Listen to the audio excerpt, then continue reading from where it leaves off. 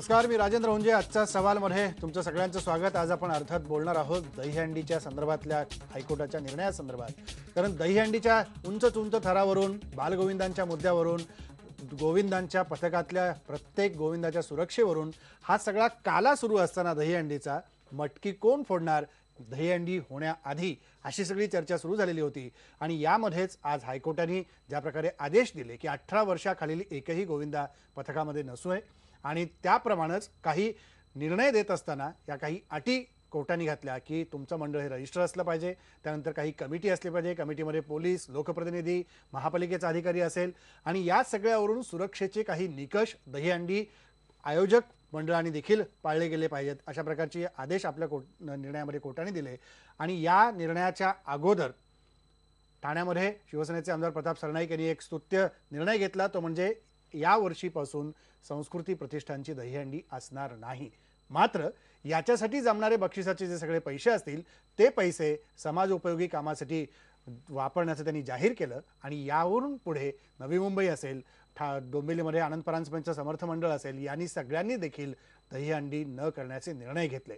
त्यामुळे या कोर्टाच्या आदेशानुसार आपण पालन तर करूच, मात्र असे काही स्तुत्य उपक्रम करून समाजात पुढे आपण काही काम करू पाहतो का, याविषयी आज आपण बोलणार आहोत. आपला आजचा सवाल आहे की कोर्टाच्या आदेशाचं पालन करून सर्व दहीहंडी मंडळांनी नवा आदर्श घालून दिला पाहिजे का.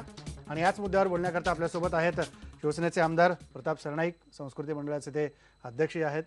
भाऊ कोरगावकर आहेत, गोरखनाथ महिला दहीहंडी पथकाचे संस्थापक अध्यक्ष. पहिलं मंडळ आहे जे महिलांचं दहीहंडी पथक आहे. आपल्यासोबत विकास सावंत आहेत, बालहक्क कार्यकर्ते.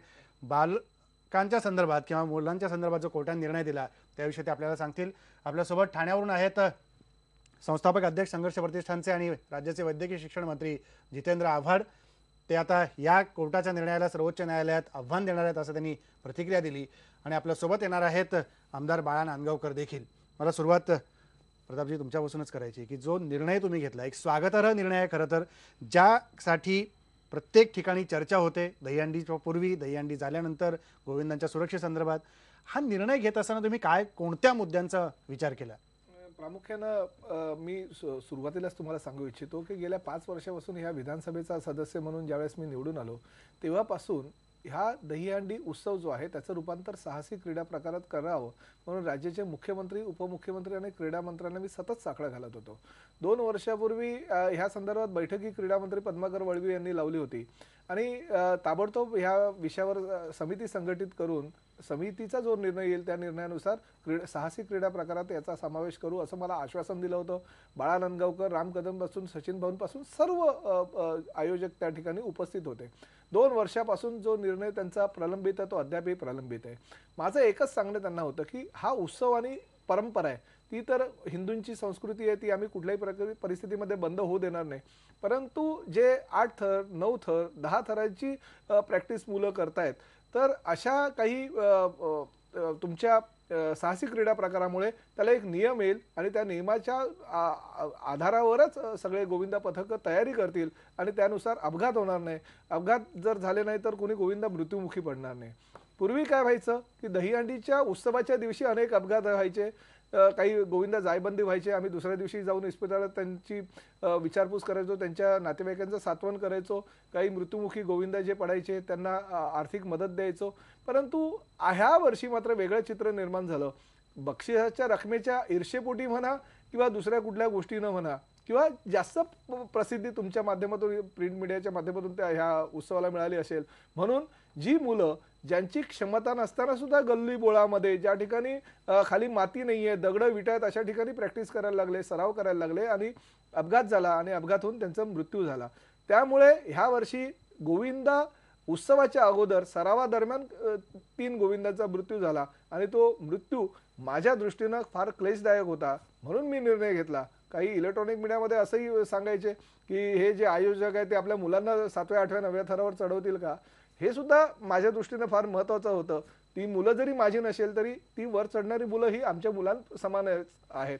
असा जर अपघात होत असेल आणि मृत्यूमुख पडत असेल कोणी तर त्यांच्या घरामध्ये जो दुःखाचा डोंगर आहे तोच आमच्या घरामध्ये आल्याची भावना माझ्या मनामध्ये निर्माण झाली.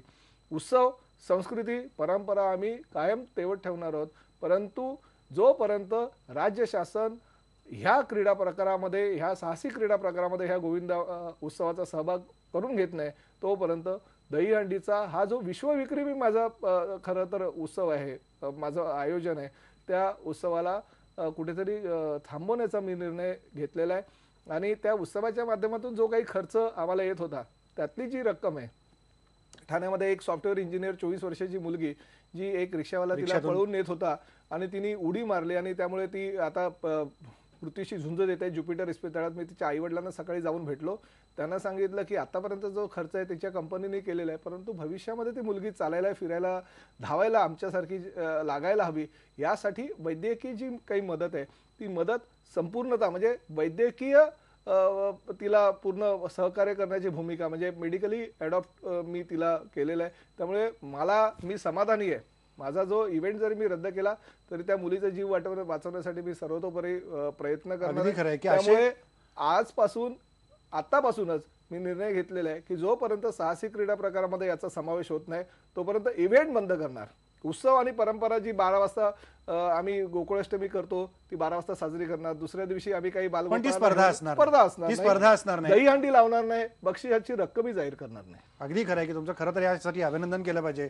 भाऊ, तुम्ही याच्याकडे कसं बघता? कारण एका महिला दहीहंडी पथकाचे तुम्ही संस्थापक अध्यक्ष आहात, तुम्ही ते पथक चालवता, त्याच्या काय अडचणी असतात, सरावापासून त्या स्पर्धेमध्ये सहभागी होण्यापर्यंत तुम्ही खूप बारकाईने सगळं बघितलेलं आहे. खरं म्हणजे आम्ही आज आता हे 18वं वर्ष आहे आमचं.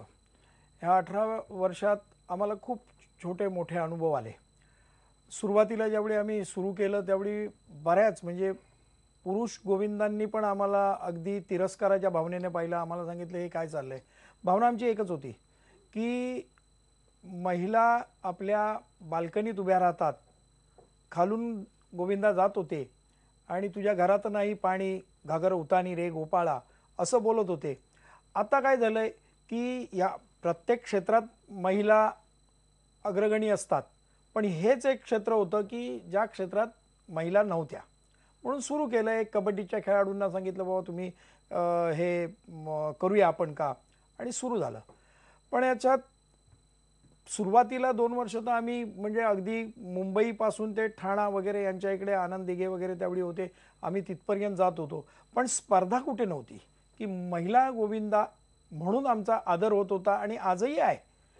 पण आता हे जी काही निर्बंध आलेत, आम्ही पहिल्यापासून म्हणजे पहिल्यांदाच ठरवलं की जास्त थर लावायचे नाही. 5 थर लागतायत आपल्याला, सोचतायत तेवढेच लावायचे, याच्या व्यतिरिक्त उगाच साहस करायचं नाही. आणि गंमत अशी आहे की आपण एखाद्या मुलीला मार लागल्यानंतर तिला आपण तिचं मार लागलाय म्हणून वैद्यकीय मदत देऊ वगैरे सगळं खरं आहे, पण तिच्या आयुष्याचं झालेलं नुकसान आम्ही भरून देऊ शकतो. अगदी खरं आहे. त्याच्यामुळे आम्ही पहिल्यापासून ठरवलंय की एकतर कुठल्याही अपघाताची जोखीम घ्यायची नाही आणि शांतपणे. आणि आता आमच्या इकडे 80-80 वर्षाच्या महिला पण त्याच्यात सहभागी असतात, आनंद व्यक्त करतात. आणि गेली 8 वर्ष आम्ही तर महाराष्ट्र सोडून ही संस्कृती इतर राज्यांना कळावी म्हणून आम्ही मग मथुरा झालं, द्वारका झालं, उडुपी झालं, उज्जैन झालं, जयपूर झालं. यावर्षी आम्ही वाराणसीला निघालोय, वाराणसीला जाणार. पण हा जो काही आता म्हणजे लहान मुलांसाठी किंवा आहे, हे योग्य आहे की लहान मुलांच्या बाबतीत ती काळजी घेतलीच पाहिजे. आणि प्रतापजी जे म्हणाले ते खरं आहे की वेदना तर होतातच ना. अगदी बरोबर. आणि त्याच्यामुळे या दृष्टिकोनातनं जे काही चाललंय, कोर्टाचा आदर निश्चित आहे, परंतु 18 वर्षाचा वगैरे हा जो काही हे दिलाय, मग त्या मुद्द्याकडे मी येतो. कारण त्याच्यावर मला चर्चा करायची. मला त्याआधी जितेंद्र आव्हाडांकडे जायचं. जितेंद्र आव्हाड, तुम्ही जेव्हा या सगळ्या स्पर्धांचं आयोजन केलेलं आहे, आपण बघतो की खास करून मुंबईतल्या ज्या दहीहंडी मंडळांकडे पाहिलं जातं स्पर्धा म्हणून, त्यात एक प्रताप सरनाईकांचा असेल, तुमचं मंडळ असेल, किंवा इथे वरळीमध्ये सचिन अहिरांचं असेल, याच्याकडे अधिक आकर्षक म्हणून पाहिलं जातं. पण तुम्ही या निर्णयाकडे पाहत असताना थोडंसं दुःख व्यक्त केलं. तुम्ही म्हणालात की निर्णय दुर्दैवी आहे, असं होता कामा नये, याच्याकडे साहसी क्रीडा प्रकार म्हणूनच पाहिला जावा. तुम्ही सर्वोच्च न्यायालयात जाणार आहात. काय वाटतंय, कोर्टाने हा निर्णय घेताना कोणत्या मुद्द्यांचा विचार करायला हवा होता? पहिली गोष्ट म्हणजे महाराष्ट्राच्या जनतेसमोर विनम्रपणाने सांगू इच्छितो की माझं आणि या खेळाचं नातं गेले 45 वर्ष आहे. मुंबईच्या चाळीत राहत असताना मी या खेळाच्या संबंधात म्हणजे या खेळात आलो तेव्हा मी वयाचा 5व्या वर्षात होतो. मी 1993 साली स्वतः दहीहंडी खेळताना पडलो आणि कालांतरानं मी आयोजक झालो. त्यामुळे हा खेळ मी टप्प्याटप्प्याने बघितलेला आहे. मुंबईतला गल्लीतला हा खेळ मुख्य प्रवाहात आला आणि हे मी अगदी अभिमानाने सांगू शकतो की जगाच्या पाठीवरती हा खेळ, देशामध्ये हा खेळ मोठा करण्यामध्ये जो काही इतरांचा सहभाग आहे त्यापेक्षा अधिकचा सहभाग या जितेंद्र आव्हाडचा आहे. आज बाळगोपाळांवर बंदी आली, त्यांच्या वयावरती मर्यादा आणावी लागली, हे योग्य होतं, त्याच्यामध्ये काही चुकीचं नाही आहे. त्याला वयाची मर्यादा घालावी, योग्य आहे, त्याच्यात काही चुकीचं नाही आहे. पण एक लक्षात घ्या, लोकमान्य टिळकांनी सुरू केलेला गणेशोत्सव, प्रबोधनकार ठाकरेंनी सुरू केलेला नवरात्रोत्सव आणि कामगार वस्त्यांमध्ये एकीचं दर्शन घडवणारा दहीहंडी उत्सव ही मुंबईच्या आणि महाराष्ट्राच्या पुरोगामी स्वभावाची ओळख करून देणारी आहे. मुंबईची एक आपली ओळख आहे की या पहिले प्रत्येक पडलेल्या माणसाला मी हात देऊ आणि त्याला चालायला शिकवू, त्याला उभं करू आणि परत त्याला त्याचं उद्दिष्ट गाठण्यासाठी मदत करू, ही मुंबईची एक ओळख आहे. आणि त्याच्यामुळे हा निर्णय आला असताना मुंबईला एकत्रीकरणाची प्रक्रिया घडवून आणणारे हे उत्सव बंद करायचे का, याबाबत माझ्या मनात थोडीशी चलबिचल आहे. आणि त्याच्यामध्ये मी अजूनही सांगतो की पोरांची सुरक्षितता हा मुद्दा पहिला असला पाहिजे. त्याच्यात सुरक्षिततेच्या भावनेतनं एखादी कमिटी स्थापन करून हा खेळामध्ये काय नियम असले पाहिजेत, काय निर्बंध असले पाहिजेत, ह्याच्याबाबत कोर्टाने शासनाला आदेश दिले पाहिजे, शासनाने याबाबत कठोर भूमिका घ्यायला हवी आणि त्याच्यातनं हा खेळ कसा खेळायचा याबाबत काही अंतिम निर्णय घ्यावे लागतील आपल्याला. पण त्यामध्ये हा खेळच बंद होणे ह्याच्याबद्दल थोडंसं माझ्या मनाला वाईट वाटतं. नाही, पण आवार साहेब, कोर्टाने असं कुठंच म्हटलं नाही की खेळ बंद करावा. कोर्टाने एका वयाची मर्यादा घालून दिली आणि थराची उंची कुठपर्यंत असावी याचा नियम केला. असं आहे की शेवटी या खेळामधले जे आकर्षण आहे ते आकर्षण संपलं तर हा खेळ संपला. असं आहे की तुम्ही सांगता की रस्त्यांवरती गाद्या घालून खेळ करा, आता गाद्यांवरती पाय रोवून खेळ होऊ शकतो का? आता हे जो कधी आयुष्यात दहीहंडीच खेळला नाही त्याला हे योग्य वाटेल, पण ज्याला माहिती आहे की मला त्या रस्त्यावरती पाय घट्ट रोवून उभं राहिलं पाहिजे तर माझ्या खांद्यावर चढणाऱ्या माणसाला मी व्यवस्थित त्याला म्हणजे त्याचा तोल सांभाळू शकेन, हे सगळं जो खेळतो त्याला कळतं. बेडरूम मधनं हा खेळ पाहणारे आणि टीव्ही वरती याचा ह्यावरती बघून आपले नोट्स करणारे यांना हा खेळ नाही समजू शकत.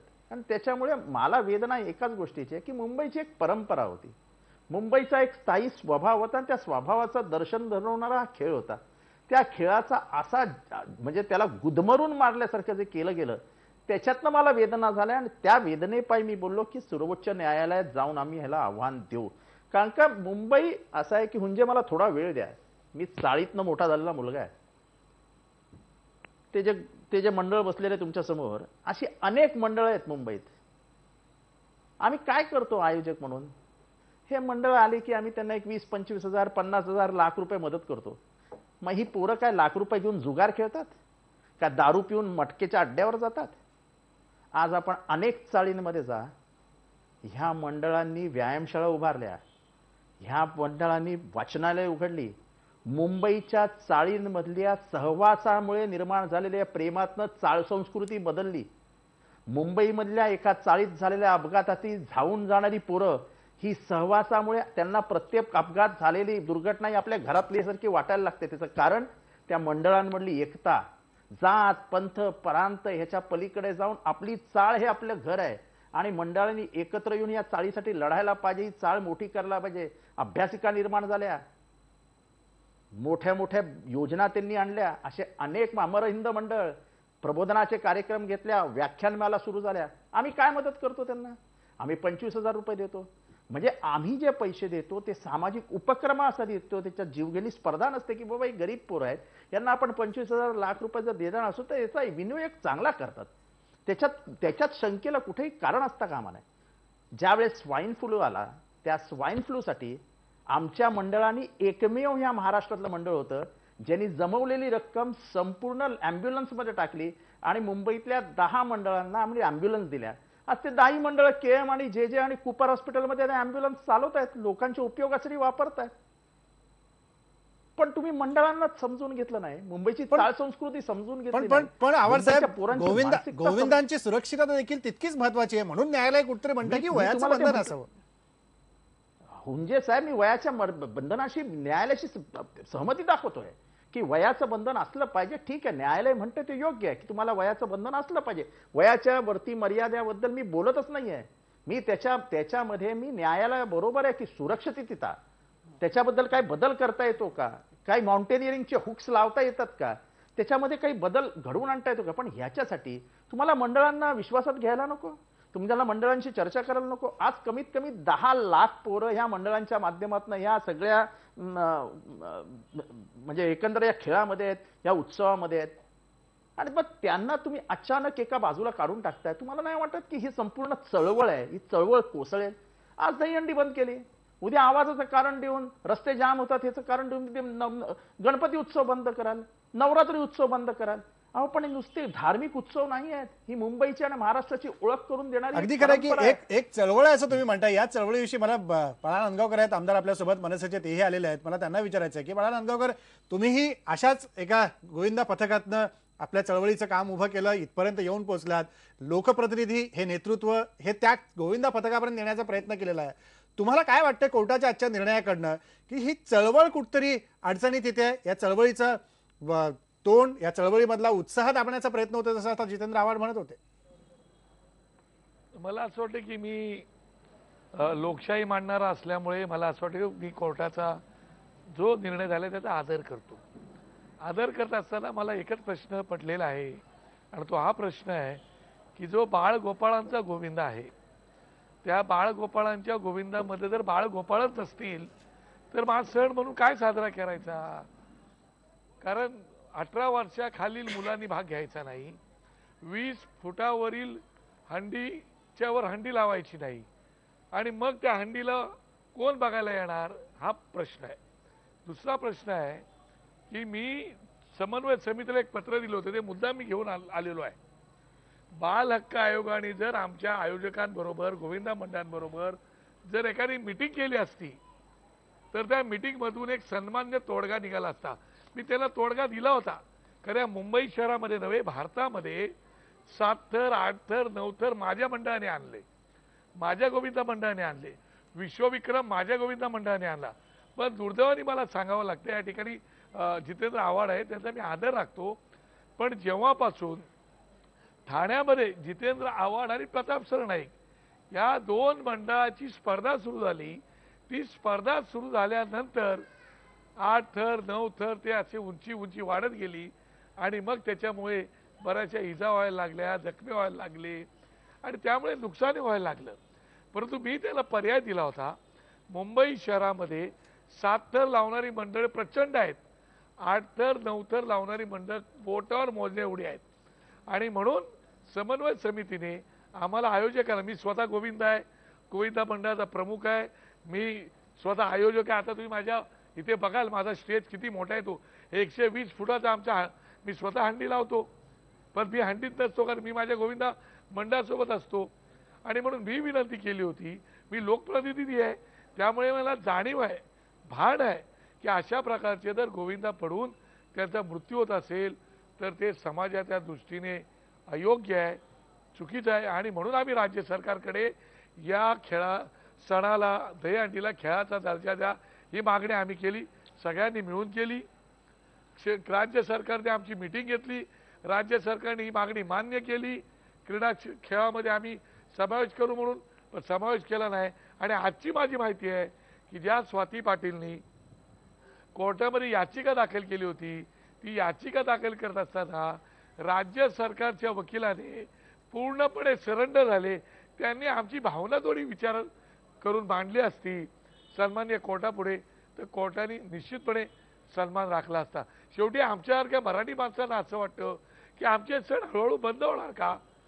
गणपतीमध्ये आम्ही नाचायचं नाही, आवाजावरती 65 डेसिबलची मर्यादा, मग उद्या तुम्ही नवरात्री वाजते 10 वाजेपर्यंतच बंधनं, इतर असेच सण आमचे बंद होणार असतील तर आम्ही कशा. त्यापेक्षा मी आता जाहीर करून टाकतो, एवढा मोठा स्टेज आमचा लावलेला आहे, मी माझी दहीहंडी आता रद्द करून टाकतो. गोपाल काळा म्हणून जे आम्हाला खेळायचे ते आम्ही आनंद लुटू. दुसरं आता काय सांगणार. हा लक्षामध्ये याच्याकडे खेळ म्हणून पाहायला पाहिजे आणि त्याचा आनंद लुटला पाहिजे. ज्या पद्धतीने आता आमचे जितेंद्र आव्हाड बोलले ते पाहता नाक्यावरती टवाळी करणारी मुलं या दहीहंडीचा खेळ सुरू झाल्यापासून व्यायामशाळेत जायला लागली, व्यायामशाळेत जाऊन ते प्रॅक्टिस करायला लागली. आता आमचं म्हणजे 8-9 थर सहज लावतं, 2 अडीच महिने आम्ही प्रॅक्टिस करतो. त्यामुळे आमच्या मुलांना जखमी होत नाहीत. परंतु 4थ्या थरावर पडून माणूस काय जखमी होणार नाही. माझा इथला खापरीदेवी मंडळाचा मुलगा राजेश बैकर KM हॉस्पिटलला ॲडमिट आहे, 4थ्या थरावर पडला आणि तो आता त्याचा मणका कामाडून गेला. तुम्ही मला सांगा, जे खाली जो थर असतो, जो पाया असतो, त्या पायामध्ये लोक जखमी होतात. मला तुम्ही सांगा ना, आता कबड्डीमध्ये खेळतानाही लोक जखमी होतात, क्रिकेटमध्ये रमन लांबा बॉल लागला म्हणून जागेवर मृत्युमुखी पडला. आता तुम्ही खेळ बंद करणार का? आणि म्हणून मला असं वाटतं की या बाबतीमध्ये कुठेतरी बसून सन्मान्य तोडगा काढण्याची आवश्यकता आहे. कोर्टाचा आदर राखून मला वाटतं की सुप्रीम कोर्टात आता आमचे मित्र जितेंद्र आव्हाड म्हणाले, सुप्रीम कोर्टात जाऊन आम्हाला आमची भूमिका मांडायला पाहिजे, नाही तर सण बंद होऊन जाईल. बाळगोपाळ नाहीत तर त्या सणात काय अर्थ राहणार नाही. बाळगोपाळ नाही तर सणाला अर्थ राहणार नाही असं तुम्ही म्हणताय बाळा नंदगावकर. आपल्याला या चर्चेत आणखी काही मुद्दे, माझी दहीहंडी मी रद्द करून टाकतोय. आता तुम्ही जाहीर केलंय की तुमची दहीहंडी तुम्ही रद्द करता आहात, कारण बाळगोपालच नाही तर या सणाला महत्त्व काय असं तुम्ही म्हणताय. ब्रेक घ्यायचा मला. ब्रेकनंतर विकास सावंतांना बालहक्का संदर्भातलेच मुद्दे विचारायचे आहेत. ब्रेकपूर्वी आपला प्रश्न बघा की कोर्टाच्या आदेशाचं पालन करून सर्व दहीहंडी मंडळांनी नवा आदर्श घालून दिला पाहिजे का? 85% लोक म्हणतात की होय, हा नवा आदर्श घालून दिला पाहिजे.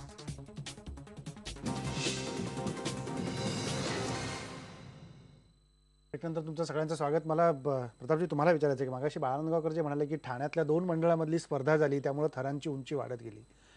याच्यामुळेच ह्या सगळ्या घटना घडत होत्या. अपघात त्या दिवशी जास्त होत होते. अनेक गोविंदा या KM मध्ये असेल किंवा नायर रुग्णालयात असेल, कुपरमध्ये असेल, हे ॲडमिट झालेले आपण पाहत होतो. काय नेमकं होत होतं? बाळानंदगावकरांच्या मताशी मी बिलकुल सहमत नाहीये. कारण मला असं वाटतं की जागतिक विक्रम जो माझ्या दहीहंडी उत्सवामध्ये रचला गेलाय तो बाळानंदगावकरांच्याच मंडळानं रचला. आणि बाळानंदगावकर त्या ठिकाणी स्वतः हजर होते आणि बाळानंदगावकरांच्या मंडळाला मी एक नव्हे तर तब्बल 2 वेळा 11 लाखाचं बक्षीस दिलेलं आहे. आणि तेही रोख स्वरूपात दिलं आहे. कुठल्याही प्रकारे त्यांना मी सांगितलं नव्हतं की ह्या ठिकाणी तुम्ही या आणि एवढे थर रचा. ते ठीक आहे, आता त्यांच्या मनातली जी भूमिका आहे ती त्यांनी मांडली असेल. मी त्यांच्या जो मताशी बिलकुल असहमत आहे. परंतु आम्ही आतापर्यंत जे केलं आहे ते कुठले तरी आपला उत्सव हा जागतिक पातळीवरचा पोहोचावा म्हणून उत्सव केलेला आहे. परंतु हा उत्सव तिथे पोहोचत असताना मला असं वाटतं आमचे गिनीज वर्ल्ड रेकॉर्ड झालेत, लिम्काचे वर्ल्ड रेकॉर्ड झाले. आता आम्ही अजून साध्य काय करतोय? मला असं वाटतं की हायकोर्टानं जे काही निर्बंध घालून दिलेले आहेत ते काही हायकोर्टाचे निर्बंध नाही आहेत.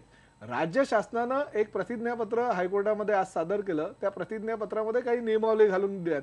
म्हणजे 20 फूट उंची हे हायकोर्टाचा निर्णय नाही, हा राज्य शासनाने प्रतिज्ञापत्रामध्ये नेमून दिलेला आहे. त्यामुळे ह्या सगळ्या प्रकरणामध्ये दोषी जर कोणी असेल तर राज्य शासन असेल. राज्य शासनानं शुद्ध आमच्या सगळ्या आयोजकांची आणि गोविंदा मंडळाची फसवणूक केलेली असा माझा आरोप आहे.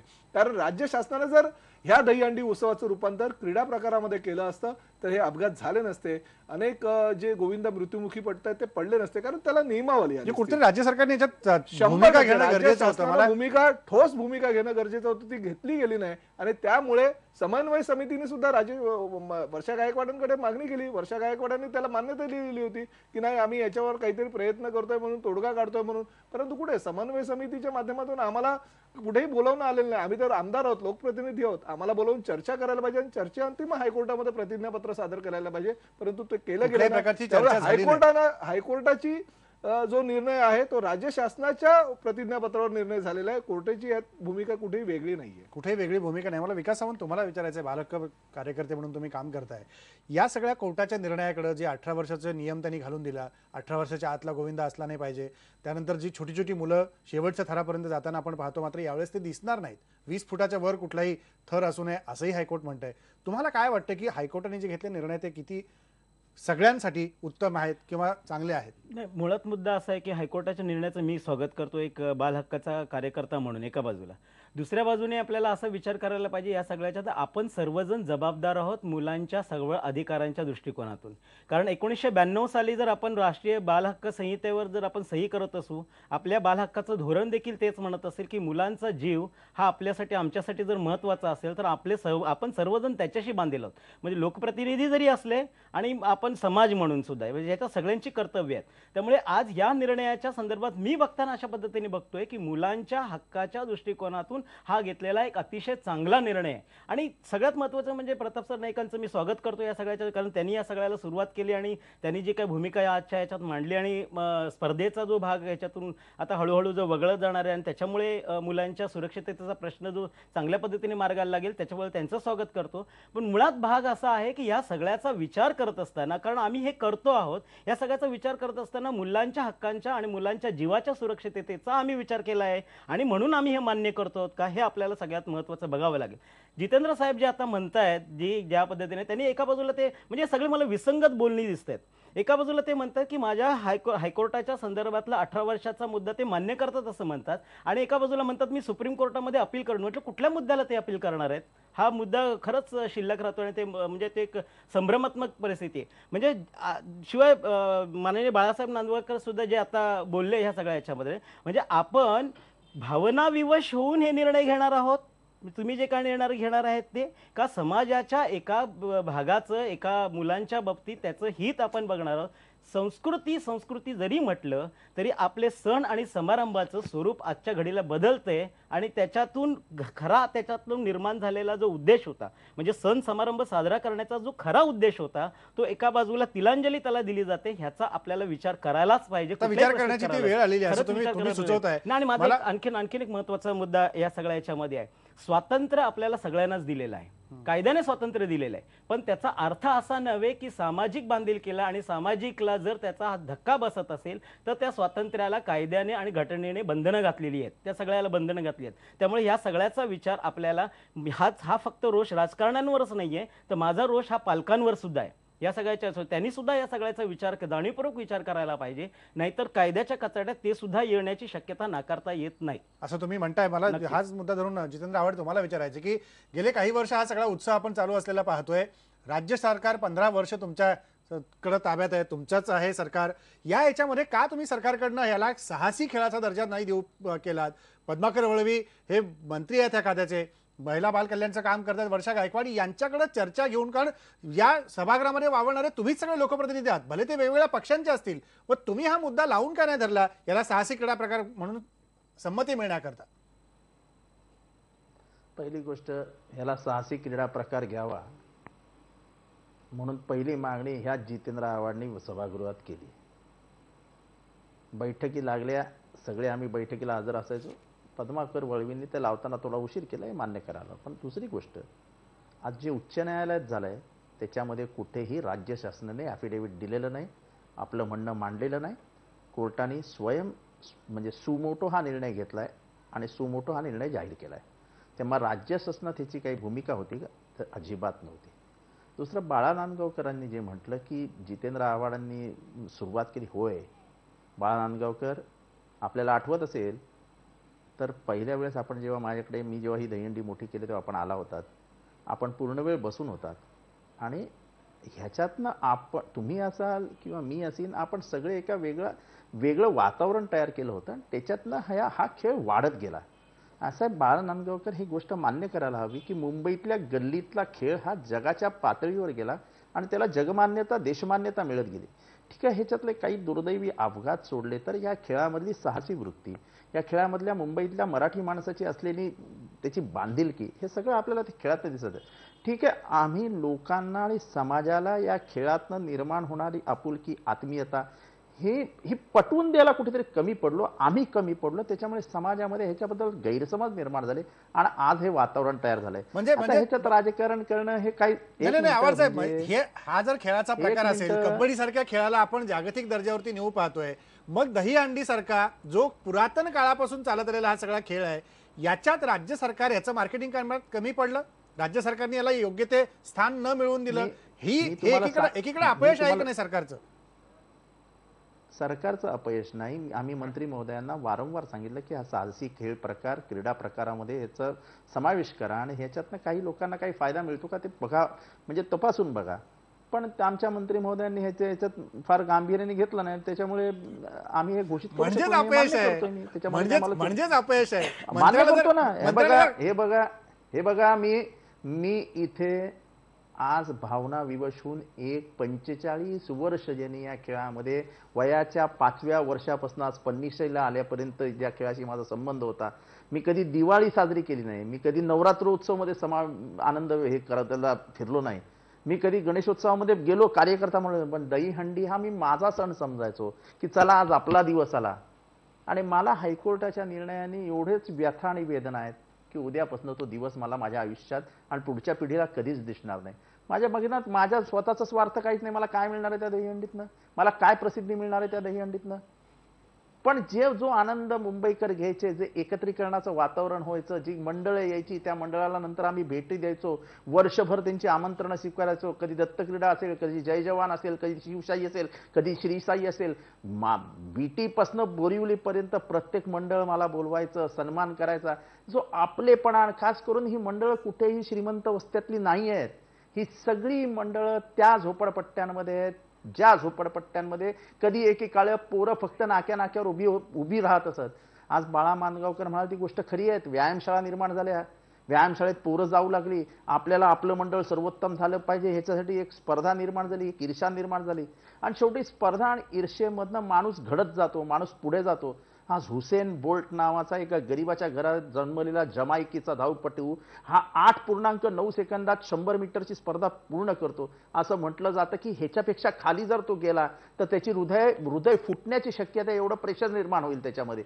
पण तो आज धावतोय, करतोय, प्रयत्न करतोय आणि जगाचे सगळे रेकॉर्ड त्यांनी मोडून टाकलेत. बरोबर आहे की रेकॉर्ड सगळे ते मोडले ईर्ष्या आणि गेले. स्पर्धा या रेकॉर्ड्सकडे येऊयात जितेंद्र आव्हाड. आपण मला बाळांकर ब्रेक घ्यायचा, त्यापूर्वी तुम्हाला विचारायचं की या सगळ्या क्रीडा प्रकारामध्ये दहीहंडीचा किंवा गोविंदा पथकांचा, या खेळाच्या सगळ्या वैविध्याचा समावेश करण्यासाठी गेले कित्येक वर्ष पाठपुरावा होतोय. मात्र सरकार याच्याकडे लक्ष देत नाही. जितेंद्र आव्हाड मान्य करतात की सरकारने किंवा क्रीडा मंत्र्यांनी गांभीर्याने पाहिलं नाही. हे सरकारचंच अपयश नाही आहे का आज जर ही वेळ प्रत्येक गोविंदा पथकांवर येत असेल तर?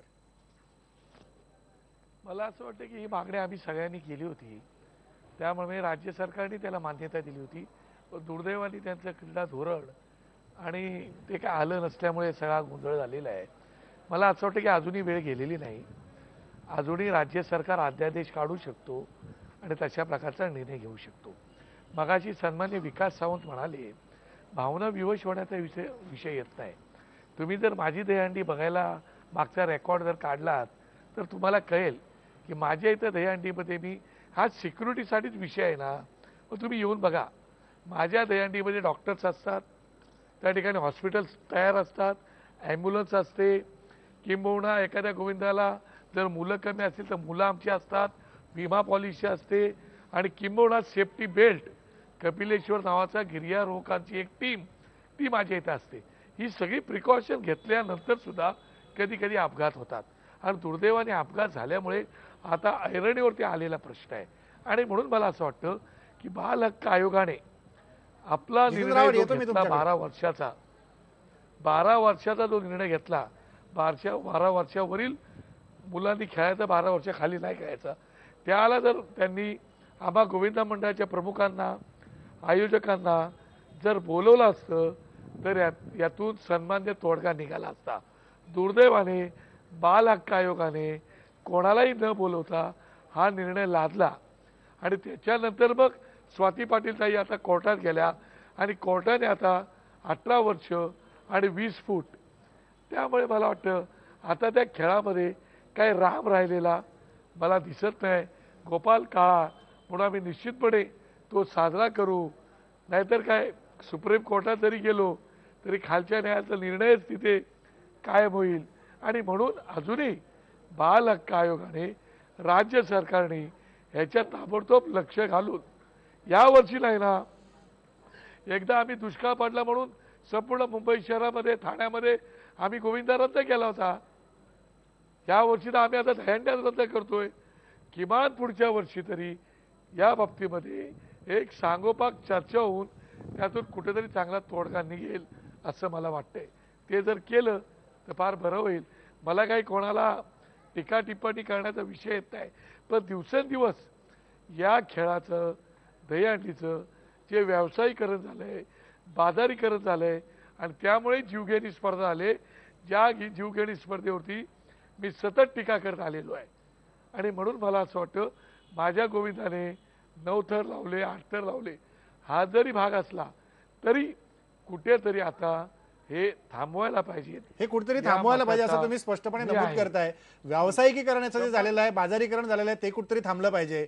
याच मुद्द्याला धरून मला पुढे चर्चा करायची. ब्रेक घ्यायचा. ब्रेकपूर्वी आपला प्रश्न बघा. कोर्टाच्या आदेशाचं पालन करून सर्व दहीहंडी मंडळांनी नवा आदर्श घालून दिला पाहिजे का? अजूनही 84% लोक म्हणतात की होय, हा नवा आदर्श आपण घालून दिला पाहिजे. शेवटच्या सेगमेंटमध्ये आपण आलेलो आहोत. शेवटचे काही मिनिटं माझ्याकडे आहेत. मला जितेंद्र आव्हाड तुम्हाला विचारायचं आहे की ज्या पद्धतीने आता ही सगळी चर्चा इथपर्यंत आली आहे, तुम्ही सर्वोच्च न्यायालयात आव्हान देणार आहात. सगळेच मंडळ म्हणतायत की असं जर कोर्टाने निर्णय दिला असेल तर यावेळेस आम्ही गोपाळ कला करू, दहीहंडी उत्सव स्पर्धात्मक रूपाने करणार नाही. तुम्ही तसा निर्णय घेणार का? असं आहे की ज्या पद्धतीचा निर्णय आहे त्याच्यात तुम्ही काहीच करू शकत नाही. एकीकडे पोलिसांनी सांगितलंय तुम्ही लाऊडस्पीकर वापरायचे नाहीत, दुसरीकडे त्यांनी सांगितलंय तुम्ही रस्त्यावर दहीहंडी करायची नाही, तिसरीकडे त्यांनी सांगितलंय तुम्ही गाद्या वापरायच्या, चौथीकडे सांगितलंय तुम्ही 20 फुटावर आणा. निर्णय असा आहे की मनाचा मोठेपणा करायला मी पण सांगितलं दहीहंडी रद्द करून टाकली. हा तो निर्णय असा की तुम्ही करूच शकत नाही. म्हणजे तुम्ही बाळगोपाळांना घेऊन पण साजरा करू शकत नाही, कारण का त्याच्यातलं जी ऊर्जा असते, त्याच्यातलं जे वातावरण तयार करण्यासाठी जे एक माहोल तयार होतं ते काहीच करता येणार नाही. म्हणजे यायचं आपलं शांतपणाने उभं राहायचं, दहीहंडी लावलेली बघायची, नमस्कार करायचं, निघून जायचं. त्याच्यात जो एकत्रीकरणाचा माहोल असतो, 10-20 मंडळ एकत्र येतात, वेगवेगळ्या भागातली पोरं एकत्र येतात, हे सगळं बंद झालं. त्याच्यामुळे मी आता जाहीर करणार की मी दहीहंडी बंद केली, त्याला काय अर्थ नाही. दहीहंडी आपोआप बंदच झालेली आहे. म्हणजे ते मृतदेह पडलेला आहे. आता फक्त त्याचे अंतिम संस्कार करणं बाकीचं आहे. बाकी तुमच्या हातात काही राहिलेलं नाही. दुसरी गोष्ट, विकास सावंतांना मला जाता जाता एकच सांगायचं आहे, होय मी भावना विवश आहे, मी माणूस आहे. मी ह्याच्यामागे राजकारण कधी नाही केलं.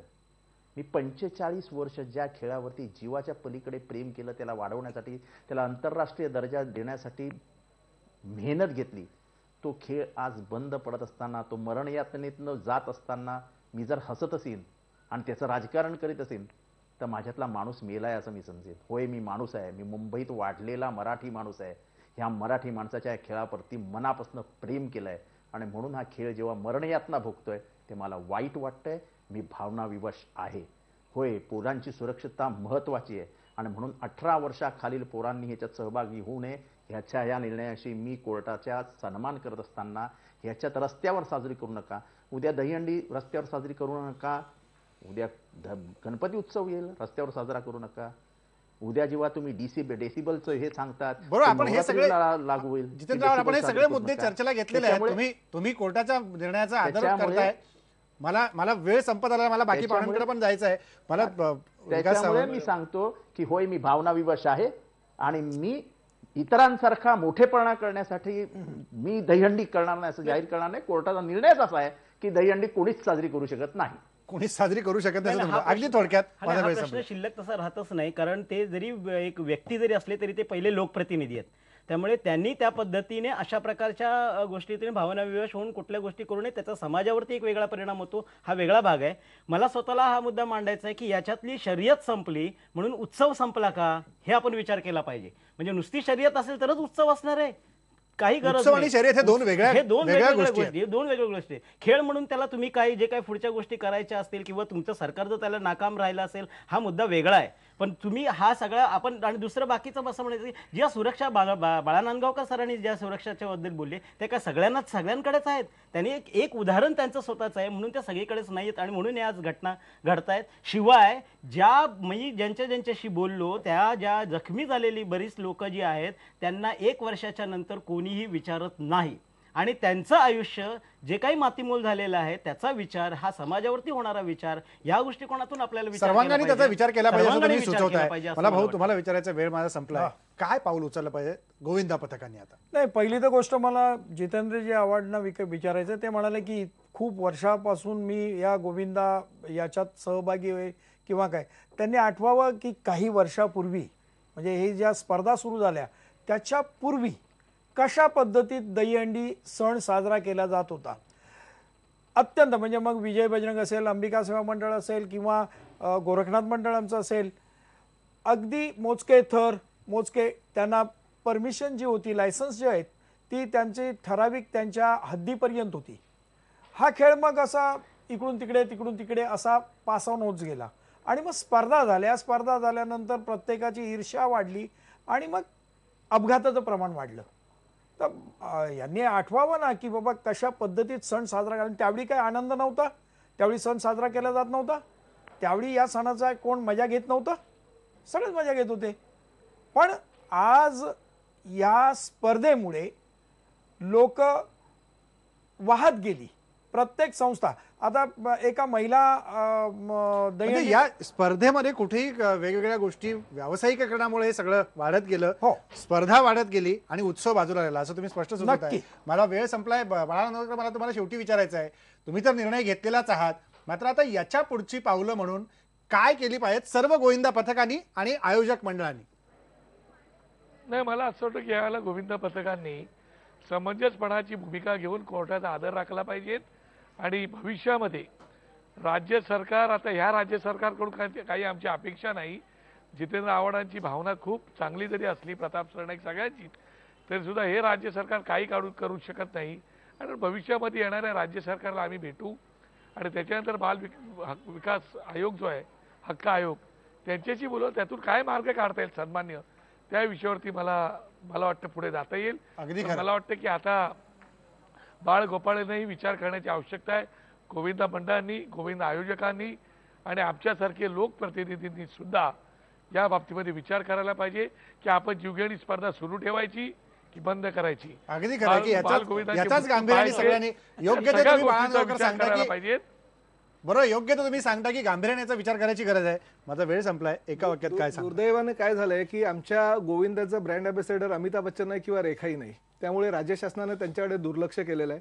राज्य शासनाच्या ह्या भूमिकेमुळे हा निर्णय आज हा माननीय उच्च न्यायालयाने घेतलेला आहे.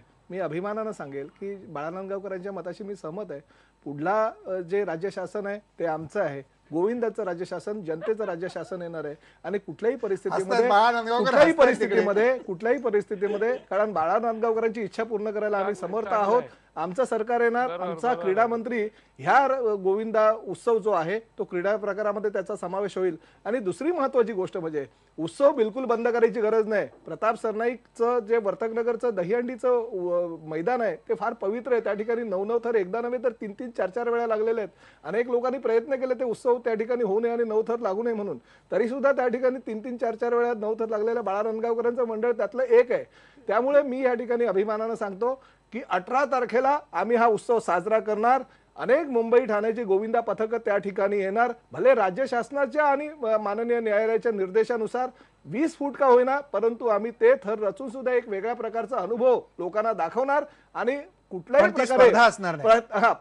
प्रकारे स्पर्धा असणार नाही. उत्सव, महाराष्ट्राची संस्कृती, महाराष्ट्राची परंपरा आम्ही ह्याही राज्य शासनाच्या आणि हायकोर्टाच्या निर्णयानुसार आम्ही कायम ठेवू आणि हा उत्सव एक वेगळ्या प्रकारचा उत्सव म्हणून प्रताप सरनाईक दाखवून देईल. आणि ज्या मंडळाने यायचं असेल, बाळानंदगावकर तुम्हाला सुद्धा मी आवाहन करतो, दरवर्षी माझ्याकडे येता तुम्ही, एक वर्ष सुद्धा चुकलेला नाहीयेत. या वर्षी तुम्ही आला तर आम्ही तुमचा सन्मान करू आणि तुम्ही जर आला नाही लोकांना असं वाटेल फक्त बक्षिसाच्या रकमेसाठी ही मंडळ येत होती. आज सलामी द्यायला या. ठाण्यामध्ये आनंद दिघेंची परंपरा चालू ठेवलेली आहे. धर्मवीर आनंद दिघेंची ही परंपरा आहे. शेवटी आपला प्रश्न बघा की कोर्टाच्या आदेशाचं पालन करून सर्व दहीहंडी मंडळांनी नवा आदर्श घालून दिला पाहिजे का? काय म्हणते जनता अजूनही बघा. 81% लोक अजूनही म्हणतात की होय, नवा आदर्श आपण घालून दिला पाहिजे. आज कोर्टाने आदेश दिल्यानंतर ज्यांनी ज्यांनी दहीहंडी साजरा न करण्याचा निर्णय घेतला त्यांचं तर अभिनंदन केलंच पाहिजे. मात्र हा गोपाळकाला गोड लागला पाहिजे. याच्यासाठी याचं व्यावसायिकीकरण, याचं बाजारीकरण दूर करून स्पर्धा हा शब्द बाजूला ठेवून त्याचं उत्सवात रूपांतर झालं तर गोपाळ काल्याचा खरा आनंद आणि त्या काल्यातला गोडवा टिकण्यामध्येच खरी मजा आहे. इथंच थांबू. पहा फक्त IBM.